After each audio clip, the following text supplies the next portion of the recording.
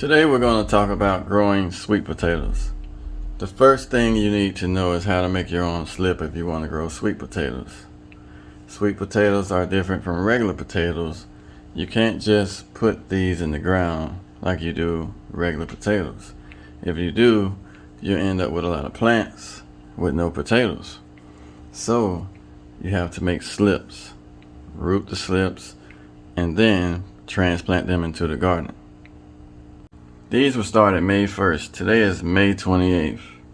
They are also upside down.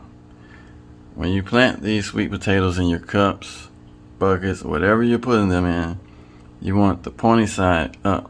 That way they grow from the bottom and they will sit in the water and root while they grow. Since I have these upside down, I'll show you how to root them this way. Either way is fine. Oops, that one just broke off. Okay, well, this one here, I will sit directly into the water and it will root also. But they root faster if you leave them connected to the potato. And all you have to do is cut a piece of it off, like from right here.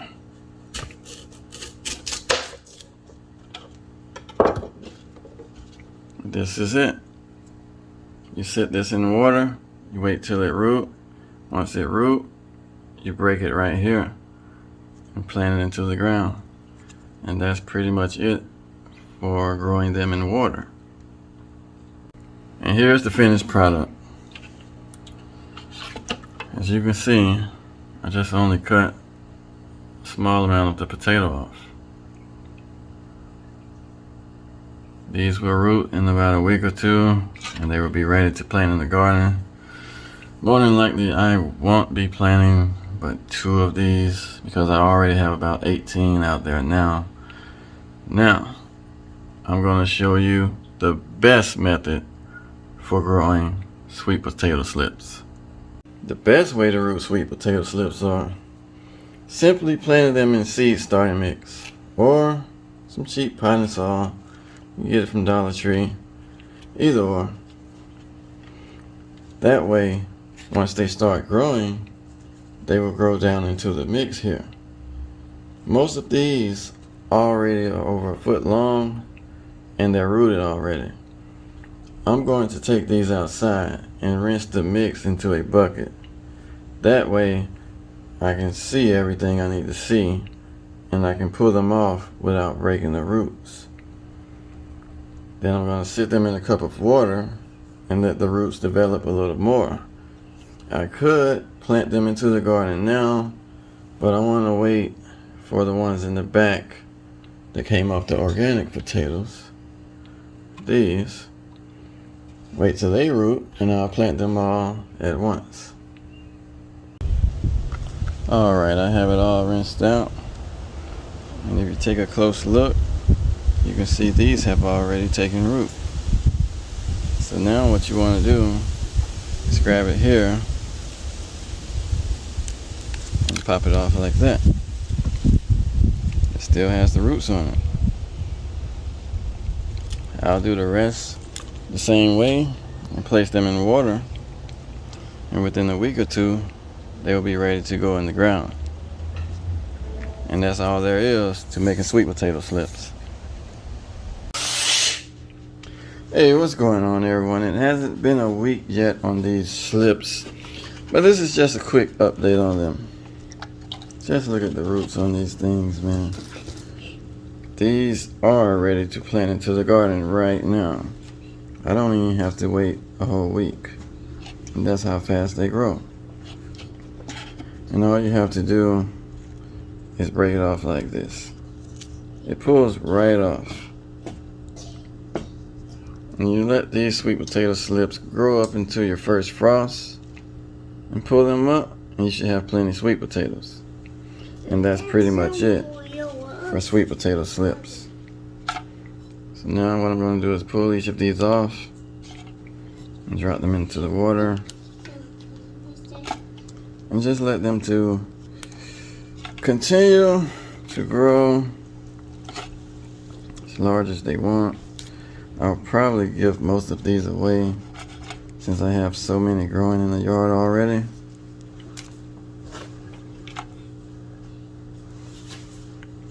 I don't want those little ones. And here's the one that broke off. It's not doing so well. And that's why I say they grow faster and root better while they're still connected to the actual potato. These barely have any roots. I don't need them anyway, but just to show you, there you have it. And here are the ones that were in the seed starting mix. And they are very ready to go. This is how I want the rest to look before planting.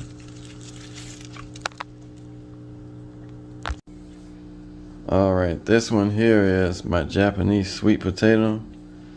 And it's just another example of what I spoke about earlier in the video. This one here has the pointy side up. So as it grows in the windowsill, the roots grow right along with it. Now, all I have to do is pull each slip off and plant them when I'm ready. This method right here is best for people that have a busier schedule. Sweet potatoes like good loose soil. You should always be able to take your finger and put it down into your soil without force. And this is just composted horse manure with compost from my yard. Now I'll be planting 4 slips here with 12 inches of space in between each one.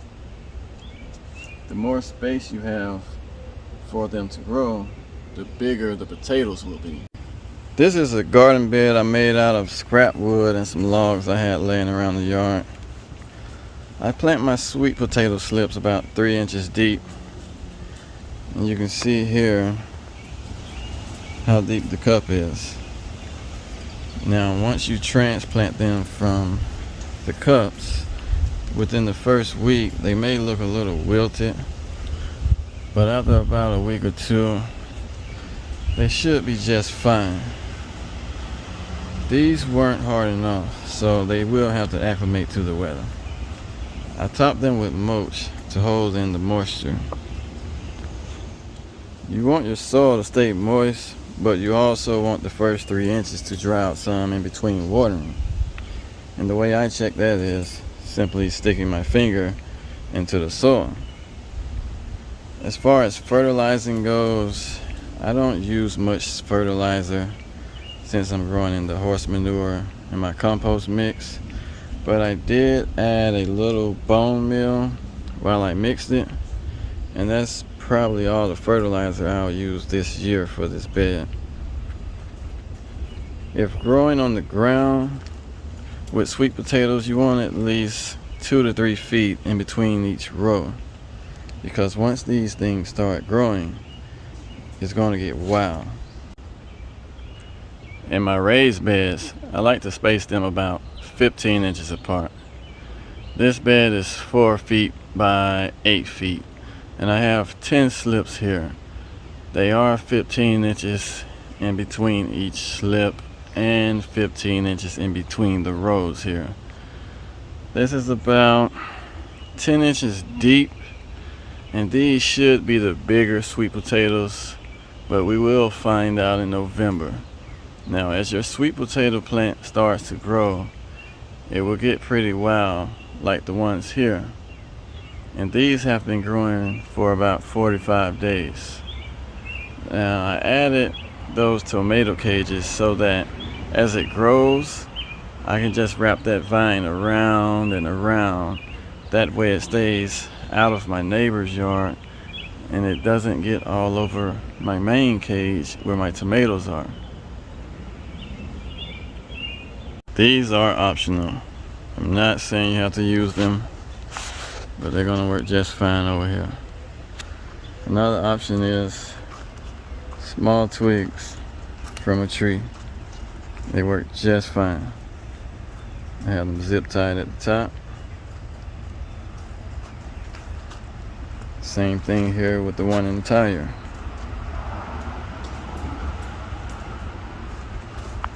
I also forgot to add that sweet potatoes take up to 4 months to mature. So anywhere from 80 to 120 days, they are ready to harvest. If you stay somewhere up north, they have specific varieties just for you. So you should always do your research on what grows best in your zone. Here we have a hill of my native clay that I dug up from my corn patches. I decided to mix it with a little composted horse manure as an experiment to see how it grows. Now these are most of the extra slips from the first part of the video, and I planted my Japanese slips right along that first row there.